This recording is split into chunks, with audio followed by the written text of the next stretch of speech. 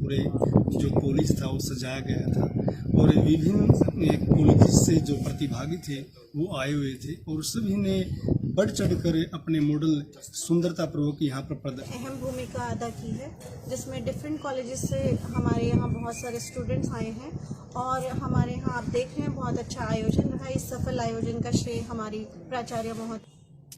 आप हमारे साथ अभी जुड़ चुके हो। तस्वीरें मैं दिखा रहा हूँ आपको शहीदों के पीजी कॉलेज से और 2 दिवसीय विज्ञान प्रदर्शनी का आयोजन जो शहीदों के पीजी कॉलेज में किया गया, जहाँ पर कैथल और जींद से जो छात्र थे वो यहाँ पर पहुँचे। आइए जानते हैं क्या कुछ इस मौके पर छात्राओं का कहना था।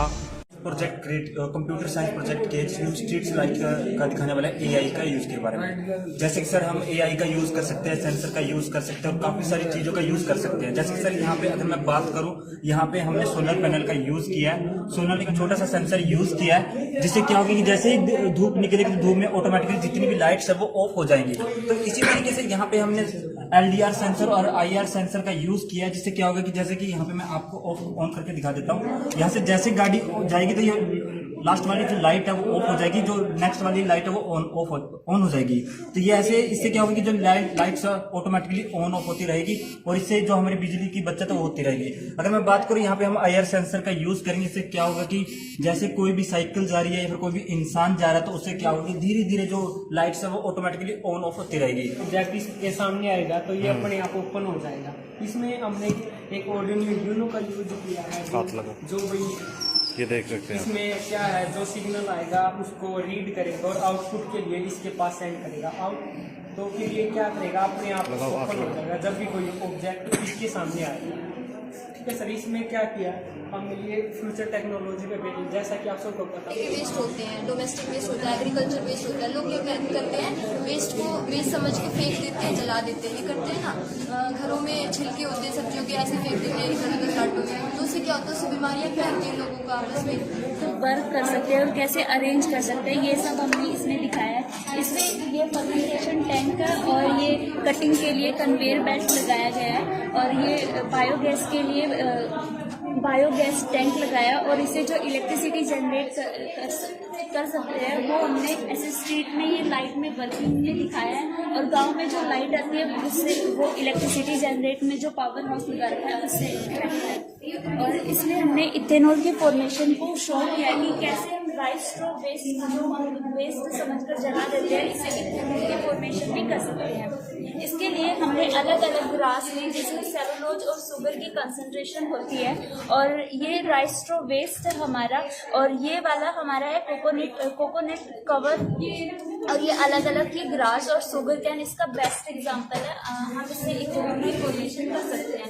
और इसमें कि हमने 3 तरीकों को एक्सप्लेन किया है, एक फिजिकल, एक केमिकल और एक बायोलॉजिकल। फिजिकल में भी हमारे पास वो मेथड्स है जो शायद बायोडिग्रेडेबल भी है। कई बार ऐसा होता है कि शायद कोई चीज़ें बायोडिग्रेडेबल नहीं होती, प्लास्टिक का यूज कर लिया जाता है, पेपर है जो भी वो भी बायोडिग्रेडेबल है। केमिकल के अंदर भी हमने कुछ ऐसे ही केमिकल यूज किए हैं जो शायद तक ह्यूमन के लिए भी, वेलफेयर के लिए बहुत सही है, ज़्यादा अगर नुकसान भी ज़्यादा लेस टॉक्सिसिटी होती है।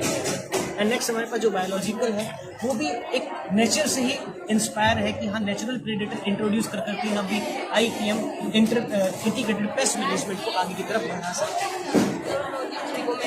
process to those persons who are suffering from kidney failure, but it is done from radial artery. Here we use pumper to increase the speed, and dialyzer has fallopian tube which is semi-permeable. Fresh dialyzer is supplied continuously, and waste is collected here, and pure blood is filtered, and blood is supplied to the body of the patient through saphenous vein. Good afternoon. My name is Ishu. My name is शाली। हमारा जो ये model है complete एक smart village के ऊपर develop है। हम विलेजेस में जो डेवलपमेंट कर रहे हैं वो कैसे कर रहे हैं उस चीज़ पे बना हुआ है। हम यहाँ ड्रिप इरिगेशन सिस्टम यूज कर रहे हैं। इससे क्या होगा, हम कम पानी में और ज़्यादा क्रॉप्स में पानी दे सकते हैं। इससे हमारा 20 to 30% पानी बचता है और जो हमारी यील्ड है वो 40 to 60% बढ़ जाती है। एक इसमें हमारे पास क्या होता है कि हमें डिजीज से अपने आप ही बच रहा है, ये हमें अलग से इसमें वेडिसाइड्स वगैरह डालने की जरूरत नहीं है। हम बायोगैस प्लांट लगा रहे हैं यहाँ पे। बायोगैस प्लांट का यूज हम नॉर्मली करते हैं, गैस बनाते हैं और लाइट कंडक्ट करते हैं इलेक्ट्रिसिटी।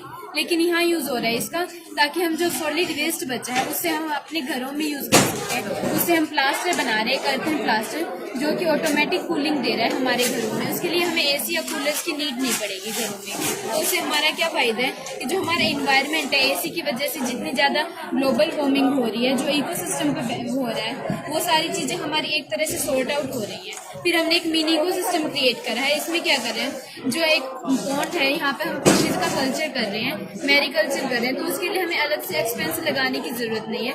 हम बिना किसी एक्सपेंस के वहाँ मैरीकल्चर कर रहे हैं, क्योंकि जो पॉन्ड के ऊपर बर्ड्स स्टे कर रहे हैं, उन बर्ड्स का जो एक्सक्रीशन है वो पूरा पॉन्ड में जा रहा है, जिसकी वजह से हमारे जो फिशेज का फूड अपने आप बन रहा है। उसके लिए हमें अलग से पैसे लगा के उनका सीड नहीं डेवलप करना पड़ेगा। और जो आसपास हमारे एनिमल्स रह रहे हैं उनको ग्रेज कर रहे हैं वो साइड में, और फिर वर्मी कंपोस्ट में जाकर के वहाँ पर उनका जो एक्सक्रीशन है, सॉलिड मटेरियल जिसे हम डंग बोलते हैं, वो हम यूज कर रहे हैं। उस डंग से क्या हो रहा है, वहाँ पर जो अर्थ फॉर्म्स हैं वो उसको डाइजेस्ट कर रहे हैं कम्प्लीटली, और उससे मैन्योर बना रहे हैं। वो मैन्योर एक नॉर्मल मैन्योर नहीं, वो हमारा ऑर्गेनिक मैन्योर है, जिसे हम पॉली फार्मिंग में यूज कर रहे हैं। पॉली फार्मिंग हमारी वो फार्मिंग होती है जिसे हम अनसीजनल फ्रूट्स या क्रॉप्स के लिए यूज करते हैं। सीजनल तो हर कोई ग्रो करता है, लेकिन जो बिना सीजन के हम ग्रो करते हैं उसमें हमारी पॉली फार्मिंग यूज होती है। और जो कई बार नेचुरल प्रॉब्लम्स आ जाती है, बारिश बहुत तेज आ रही है, उसके लिए पॉली फार्मिंग यूज होती है। बहुत तेज जो बारिश है वहाँ पर हम पॉली फार्मिंग यूज कर रहे हैं, तो पानी जो हमारी क्रॉप्स में नहीं जा रहा है। एक हम यहाँ सोलर पैनल्स लगा रहे हैं इलेक्ट्रिसिटी के लिए।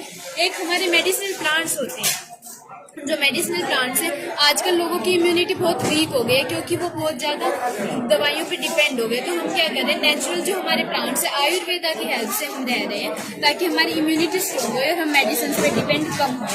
That's a smart. तो हमने हमारे मॉडल के अंदर ये दिखाया कि प्लांट साइंस का यूज करके हमने कहाँ कहाँ फायदा उठाया है। तो हमने यहाँ पे 2 ट्रांसजेनिक प्लांट्स बताया जिसमें जेनेटिक इंजीनियरिंग का यूज करके हमने लिविंग लाइट्स बनाई है, और ऐसी सब्जियां बनाई है जो हार्ट अटैक्स की प्रॉब्लम से निजात दिला सकती है हमें। अगले सेक्शन में सर हमने दिखाया ऑर्गेनिक फार्मिंग का, कि हमने ऑर्गेनिक वे में करके अपने हाउस होल्ड वेस्ट से, किचन वेस्ट से वर्मी कंपोस्ट बनाया। वर्मी कंपोस्ट हमने इसलिए बनाया था बहुत टाइम में बढ़ जाता है और बहुत जगह होता है इसका। और यहाँ पे हमने ग्रीन मैन्योर दिखाया कि एजोला और जो ब्लू ग्रीन एल्गी होते हैं उनको हम नेचुरल वे में यूज कर सकते हैं फील्ड में, जो हमारी प्रोडक्टिविटी को इंक्रीज करती है फील्ड में। ये तो सर हमने बताया कि सोइल की फर्टिलिटी को हम नेचुरल वे में कैसे बूस्ट कर सकते हैं। लेकिन उस सोइल का क्या कर सकते हैं हम, जो ऑलरेडी खराब हो चुकी है केमिकल फर्टिलाइजर्स के यूज से।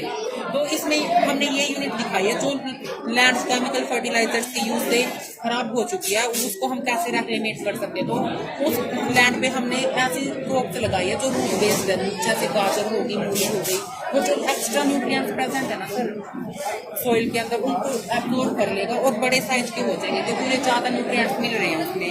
तो इनको हम खा नहीं सकते इन क्रॉप्स को, क्योंकि ये सर इसके अंदर ज्यादा न्यूट्रिएंट्स है। इसको हम क्रश करके हमारे वर्मी कंपोस्ट यूनिट में यूज कर सकते हैं ऑर्गेनिक मैन्योर बनाने के लिए।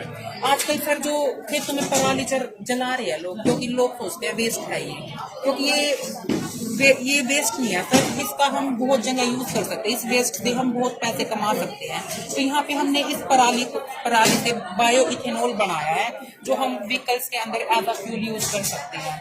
और जो फ्यूल बनाने के बाद सर जो रेमिनेंट्स बच जाएंगे ना पराली के। नाम बताना चाहिए। मैं doctor Hariom, convener science exhibition government college Safidon में एसोसिएट प्रोफेसर हूँ। और आज दो दिन की जो हमारी साइंस एग्जीबिशन डिस्ट्रिक्ट लेवल की संपन्न हुई है, इसमें 14 कॉलेज ने भाग लिया है और 111 पार्टिसिपेंट्स इसमें रहे। और ये 2 जिलों की कैथल और जींद जिले की एग्जीबिशन है। इसमें सभी गवर्नमेंट कॉलेज और एडेड कॉलेज इसमें शामिल हैं। तो इसमें सभी बच्चों ने जो पार्टिसिपेंट्स थे उन्होंने बहुत अच्छे मॉडल बनाए, जैसे इसमें पराली का किस प्रकार से निदान करते हैं, लैंडस्लाइडिंग का उसमें है, और रिमोट सेंसिंग की जो बात है, और सतलुज और व्यास नदी का जो लिंकेज है, क्योंकि व्यास नदी में जल की मात्रा अधिक होती है और सतलुज नदी में जल की मात्रा कम हो जाती है। तो दोनों का रिमोट सेंसिंग से जो लिंकेज दिखाया गया है, तो इस प्रकार के मॉडल इसमें बने हैं। और दो दिवसीय जो साइंस एग्जीबिशन है बहुत अच्छी एग्जीबिशन है। इस तरीके के प्रोजेक्ट में सोसाइटी के लिए कितना ये इस प्रकार के जो प्रोजेक्ट हैं सोसाइटी के लिए इस प्रकार से लाभकारी रहेंगे, क्योंकि जो बच्चों ने अपने इनोवेटिव आइडियाज़ वो एक मॉडल के रूप में दिखाए हैं, और जैसे जैसे सोसाइटी में ये बच्चे जाएंगे तो जो भी तकनीक अपनाई है और जो वो तकनीक आगे भविष्य में काम कर सकती है तो वो सोसाइटी में लागू हो सकती है, जिससे उसको फायदा रहे। साइंस स्ट्रीम में बच्चों को आने के लिए क्या ये रोल मॉडल का काम है? बिल्कुल, साइंस स्ट्रीम में आने के लिए बच्चों के रोल मॉडल का काम रहेगा, क्योंकि जो बच्चे मॉडल बनाते हैं और वो अपने विचारों को एक मॉडल के रूप में प्रस्तुत करते हैं, उसमें उनका एक एंजॉयमेंट भी होता है और वो जो उनकी क्रिएटिविटी है वो निखर कर बाहर आती है, और जिससे मतलब उनमें और अच्छे विचार आते हैं, और इस प्रकार के जो मॉडल बना के ये प्लानिंग के लिए और देश में उन्नति के लिए भी काम आते हैं। में 2 दिवसीय साइंस एग्जीबिशन का आयोजन किया गया, जिसमें हमारी प्राचार्य महोदय डॉक्टर तनाशा हुड्डा ने बहुत अहम भूमिका अदा की है, जिसमें डिफरेंट कॉलेजेस से हमारे यहाँ बहुत सारे स्टूडेंट्स आए हैं और हमारे यहाँ आप देख रहे हैं बहुत अच्छा आयोजन रहा। इस सफल आयोजन का श्रेय हमारी प्राचार्य महोदय को जाता है, और यहाँ के जितने भी विद्यार्थियों ने पार्टिसिपेट किया, ये एक साइंस की नई इनोवेशन है, बच्चों की क्रिएटिविटी को दिखाती है कि किस तरह बच्चों की क्रिएटिव थॉट फ्यूचर में इन बच्चों को इंडिपेंडेंट बनाएगी। और आज की जैसे आप जानते हैं ग्लोबलाइजेशन में, मॉडर्नाइजेशन में किस तरह से साइंस की नई नई टेक्निक्स आ रही हैं, तो हमारे बच्चे इसमें बढ़ चढ़ कर भाग ले रहे हैं और रिजल्ट अभी डिक्लेयर होने वाला है। उसके लिए हम सभी का आभार व अभिनंदन करते हैं जो हमारे यहाँ आए। धन्यवाद। मैम, इस तरीके के पार्टिसिपेंट से बच्चों में किस तरीके की भावना आती है? देखिए, ये साइंस की एग्जीबिशन है।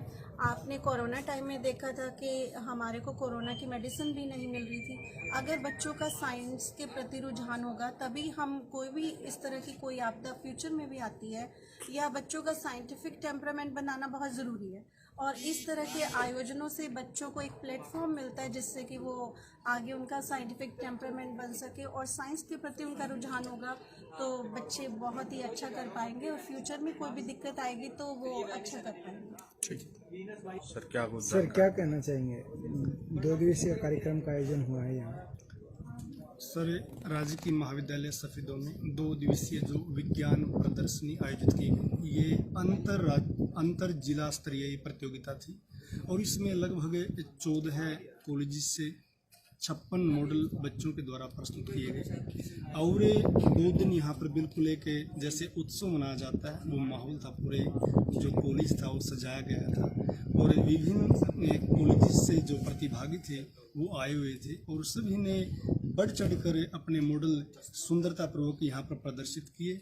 और निर्णायक मंडली ने जो निर्णय था वो बच्चों का निकाला, निर्णय गुप्त है, और वो बच्चों को टीम ABC इस प्रकार लिखा गया था ताकि किसी कॉलेज की कोई पहचान न हो और निष्पक्ष निर्णय निकले।